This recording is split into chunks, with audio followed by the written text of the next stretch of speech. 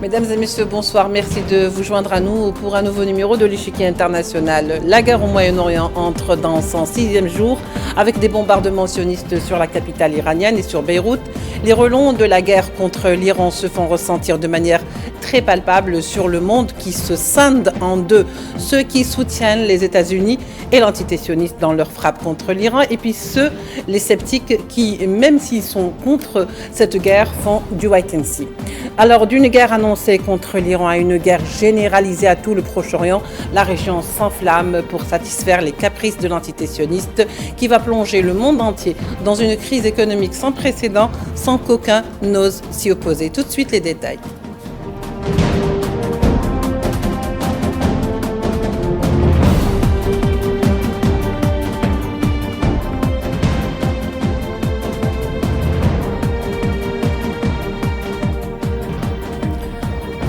Pour en parler ce soir, nous accueillons avec beaucoup de plaisir, comme à l'accoutumée, Kamel Mansari, directeur de publication du Jeune Indépendant. Kamel, bonsoir, merci d'être avec nous. Bonsoir.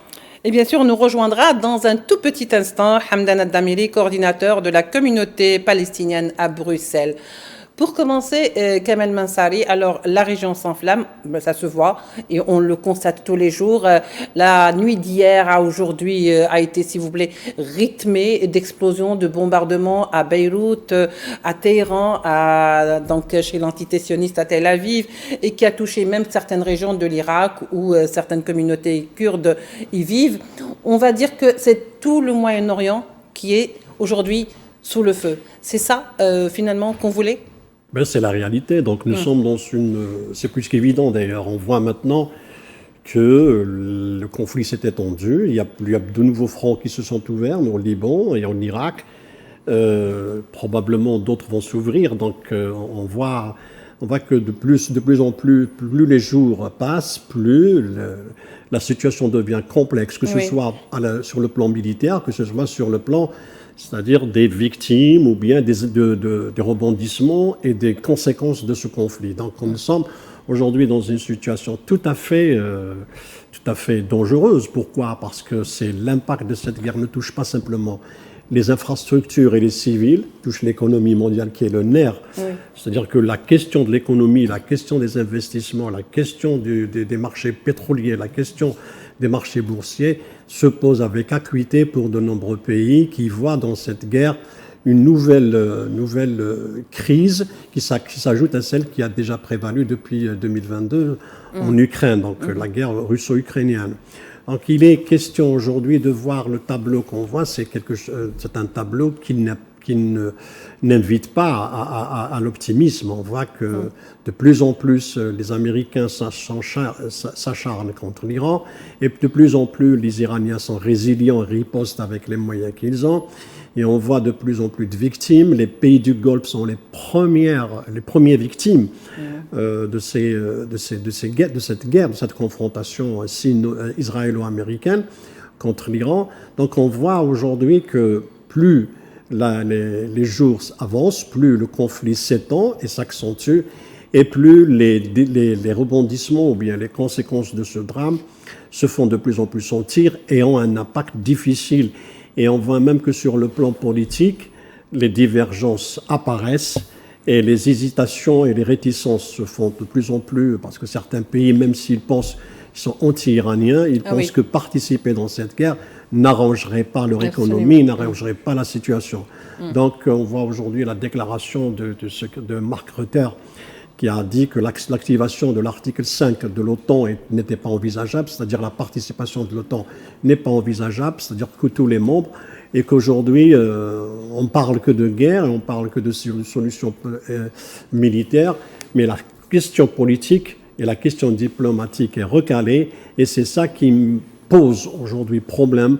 Plus la question diplomatique ou l'option diplomatique est recalée, et plus les pays du Golfe les plus immédiats, notamment le Bahreïn ou le Qatar aujourd'hui, il y a eu des nouveaux bombardements, des cibles contre des cibles américaines au Bahreïn et aussi au Qatar. Et aujourd'hui, Abu Dhabi aussi a été la cible de missiles iraniens. Donc on voit que plus le conflit s'étend et plus la solution diplomatique s'éloigne, Et même s'il y a aujourd'hui des appels de la part de la Chine et de la Russie pour qu'il y ait un retour à la négociation. Oui.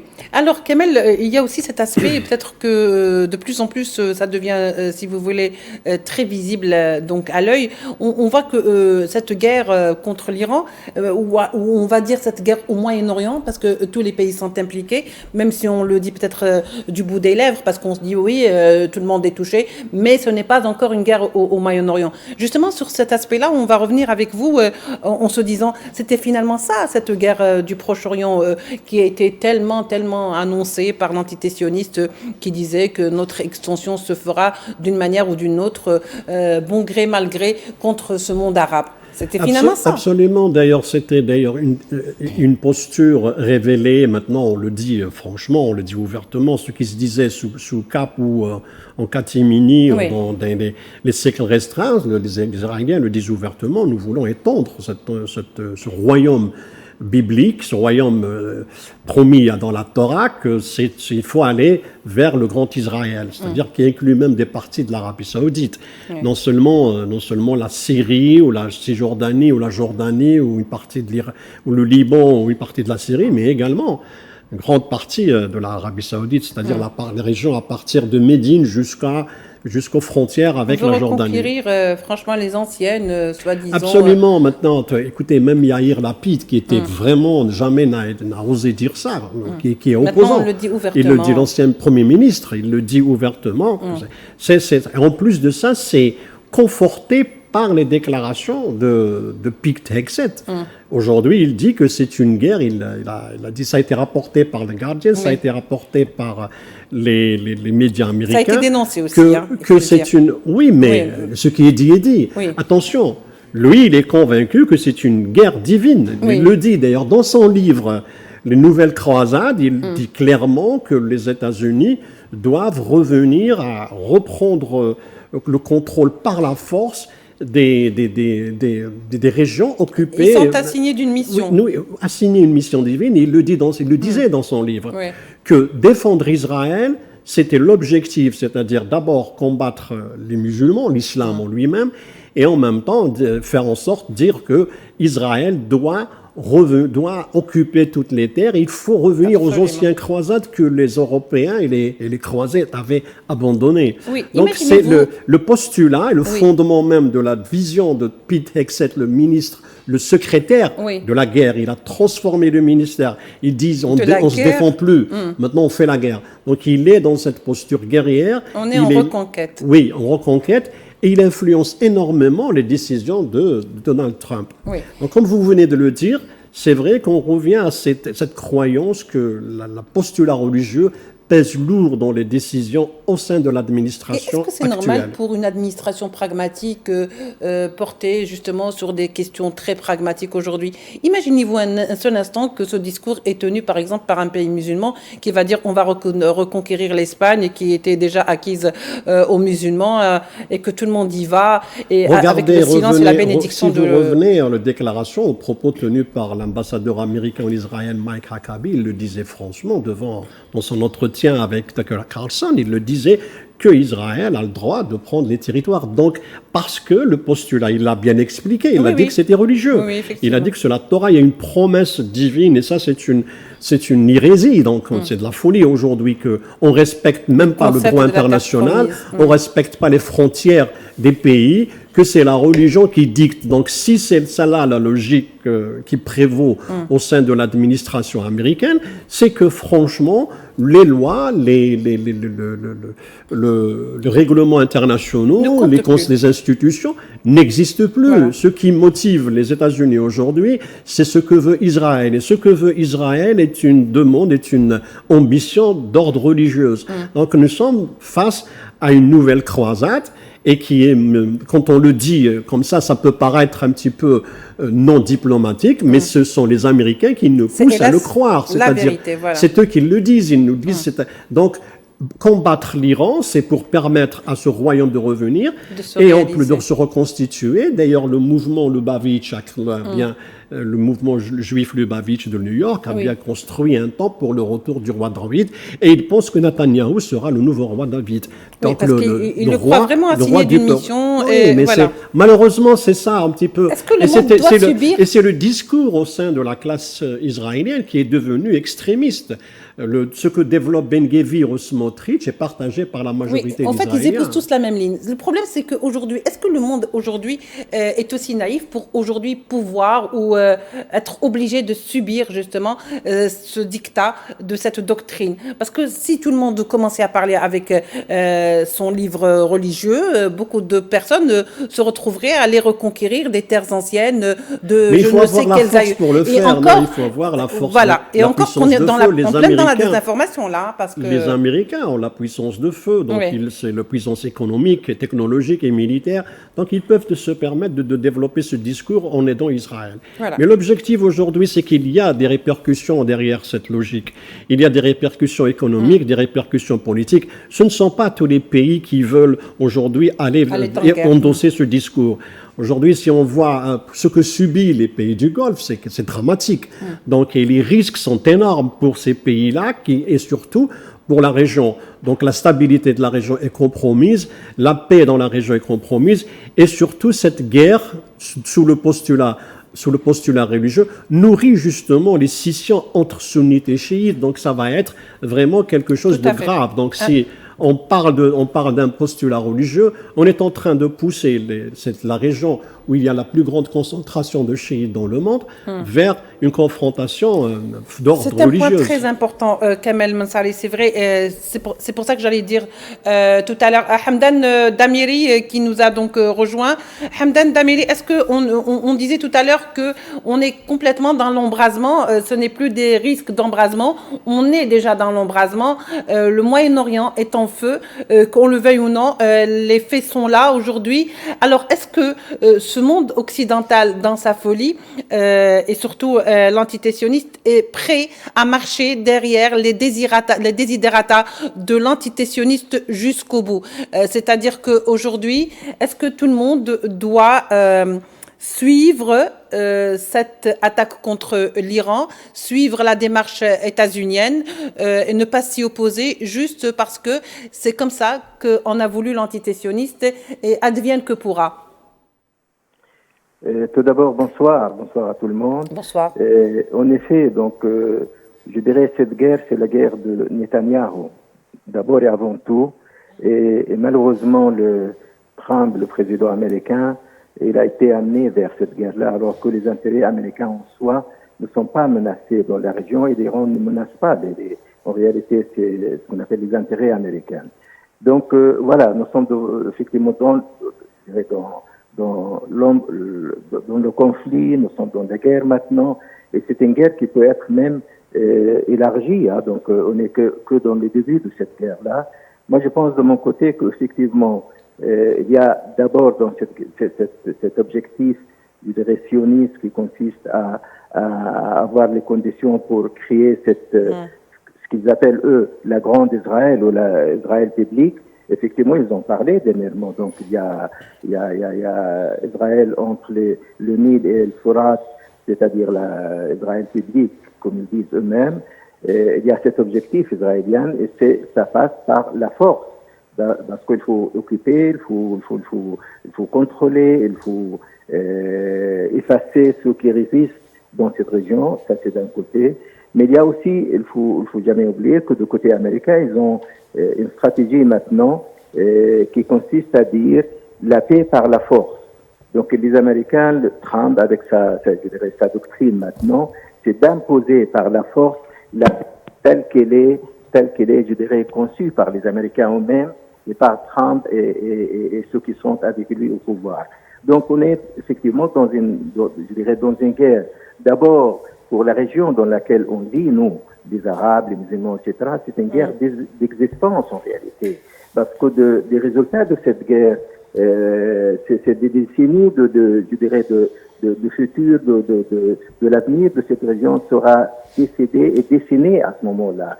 C'est pourquoi c'est une guerre très importante. Et moi, je pense que du côté américain comme du côté israélien, ils ont mal estimé les capacités de l'Iran. L'Iran, c'est pas un petit pays. L'Iran, c'est pas Venezuela. L'Iran, c'est autre chose. C'est une puissance régionale et tout le monde le sait. Donc, on est effectivement devant une guerre d'un côté. Est-ce que les Américains se rendent compte à un moment donné qu'ils ne peuvent pas continuer cette guerre-là jusqu'à la fin parce qu'ils ne vont pas réaliser les objectifs tels qu'ils ont, comment dirais-je, dessiné ces objectifs-là. C'est à ce moment-là, Israël reste tout seul. Quant au monde occidental, le reste dans le monde, de ce qu'on appelle le monde occidental, on sait très bien qu'il y a une division dans le monde occidental vis-à-vis de cette guerre. La plupart des pays ne veulent pas ni s'associer, ni entrer dans cette guerre-là, parce qu'ils ne voient pas l'intérêt en réalité dans une région qui est complètement, je dirais, en risque, parce que il faut jamais oublier que l'essentiel du commerce mondial passe par notre région. Si vous prenez les trois passages maritimes, je dirais, du côté de Yémen d'un côté, les détroits de Dormouz et du côté entre l'Espagne et le Maroc, c'est l'essentiel du commerce mondial qui passe par là. Donc c'est une région extrêmement importante. Et tout le monde le sait. Et la cible, c'est pas seulement notre région dans ce conflit, dans cette guerre. Il y a aussi d'autres puissances qui sont menacées dans leurs intérêts, et surtout la Chine. Parce que pour les Américains, la Chine est je dirais, l'ennemi numéro 1 maintenant au niveau international.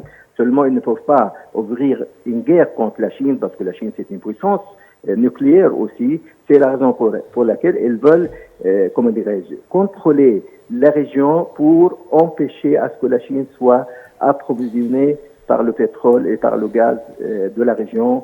Et c'est dans ce sens-là que je comprends aussi personnellement ce qu'ils ont fait au Venezuela. Ils veulent couper, priver la Chine, effectivement, de ses besoins d'énergie, c'est-à-dire de l'importation de pétrole, je dirais de la région et des pays qui exportent le pétrole.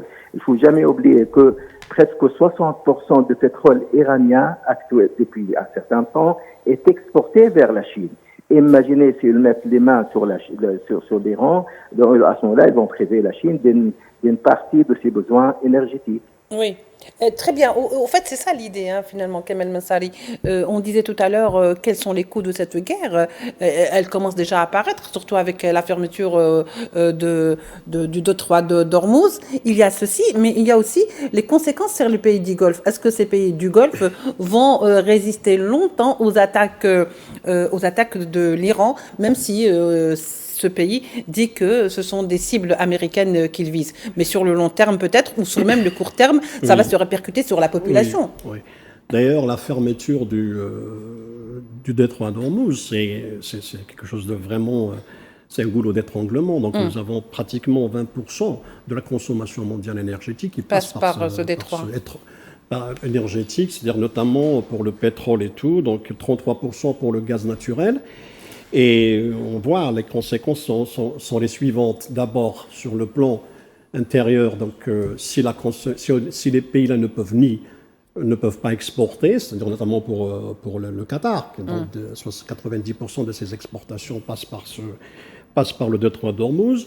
Il y a aussi l'effet inverse où les marchandises ne rentrent pas, parce que les pays du Golfe dépendent à 98% des produits qui rentrent par le détroit d'Ormuz. Oui, détroit d'Ormuz. Donc imaginez ces pays-là privés pendant des semaines et des semaines de produits, y compris alimentaires, parce que déjà, ni vols aériens ne sont pas assurés, donc il n'y a plus de frais, les bateaux ne peuvent pas rentrer. En dépit des promesses américaines de protéger les navires qui veulent y rentrer, aucune compagnie d'assurance et aucun affréteur et qu'un armateur ne veut prendre le risque d'y aller, parce qu'on a vu ce qui s'est passé avec des navires qui ont été ciblés par les gardiens de la Révolution, l'armée iranienne. Donc il y a cette crise-là qui s'annonce pour ces pays-là. Et encore plus loin, si le conflit se propage, l'onde de choc sera encore terrible. Imaginez demain si les Iraniens vont cibler les stations de dessalement d'eau qui se trouvent dans